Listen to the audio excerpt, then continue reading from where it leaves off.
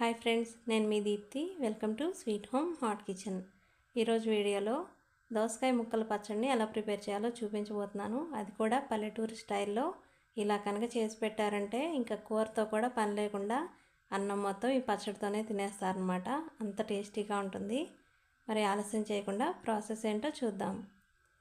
ముందుగా దోసకాయ ముక్కల పచ్చడి కోసం 2 టమాటాలు, 2 వంకాయలు, 1 టీ స్పూన్ జీలకర్ర, అలానే కొద్దిగా చింతపండుని తీసుకోవాలి. మనం ఎంత స్పైస్ యూస్ చేస్తున్నామో దానికి తగ్గట్టుగా చింతపండుని తీసుకోవాలి.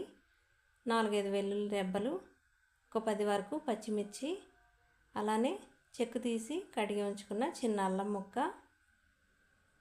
నెక్స్ట్ వచ్చేసి తాలింపు కోసం ఆవాలు, పచ్చిశనగపప్పు, మినపప్పు, అలానే 2 ఎండుమిర్చి కూడా తీసుకోవాలి. తర్వాత ఒక దోసకాయని తీసుకొని పైన చెక్కు తీసేసి అలానే లోపల గింజలు కూడా తీసేసి ఇలా చిన్న సైజు ముక్కలుగా కట్ చేసి పెట్టుకోవాలి.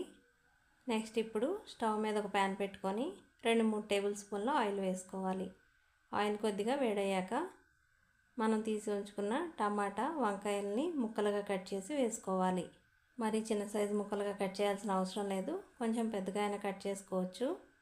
అలానే ఇందులో పచ్చిమిర్చి, అల్లం ముక్క, కట్ చేసి ఉంచుకున్న దోసకాయ ముక్కల్లో సగం ముక్కల్ని ఇందులో యాడ్ చేసుకోవాలి. సగం ముక్కల వరకు పక్కన పెట్టేసుకోవాలి. అలానే కొద్దిగా చింతపండు, రుచికి సరిపడా సాల్ట్ని యాడ్ చేసుకోవాలి. సాల్ట్ సరిపోదనుకుంటే మనం చట్నీని గ్రైండ్ చేసుకునేటప్పుడు అడ్జస్ట్ చేసుకోవచ్చు. ఇలా ఒకసారి కలుపుకొని మూత పెట్టుకొని మగ్గించుకోవాలి. స్టవ్ని లో టు మీడియం ఫ్లేమ్లో మాత్రమే ఉంచుకోవాలి. హై ఫ్లేమ్ మీద పెట్టినట్టయితే చట్నీకి ముక్కలు త్వరగా అడుగంటిపోతాయన్నమాట. చట్నీ టేస్టే మారిపోతుంది. ఇలా మధ్య మధ్యలో కలుపుకుంటూ 6-7 నిమిషాల పాటు మగ్గించుకోవాలి.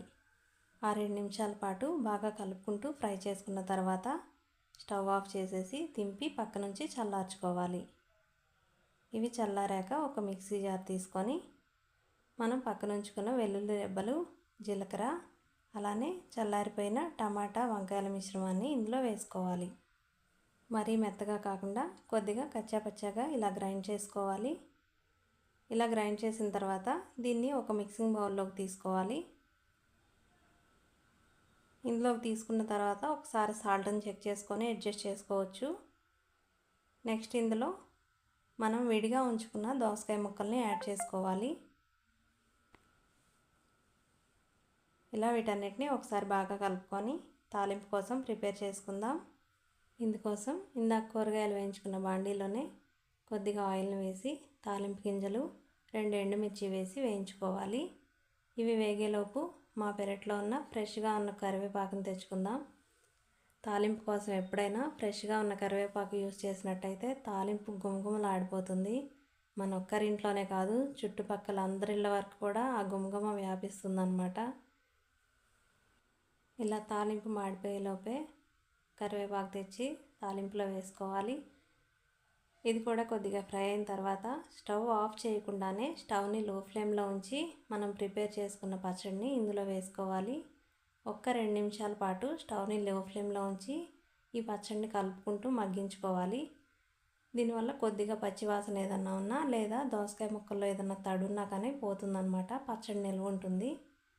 ఇలా 2 నిమిషాల తర్వాత బౌల్లోకి తీసుకున్నట్టయితే దోసకాయ ముక్కల పచ్చడి రెడీ అయిపోయినట్టే. వేడి వేడి అన్నంలో చారెడంత నెయ్యి వేసుకొని తింటుంటే ఆహా, అద్భుతమేనండి. మరి మీరు కూడా తప్పక చేసి చూడండి. వీడియో నచ్చినట్టయితే తప్పకుండా లైక్ చేసి షేర్ చేయండి. Thank you for watching.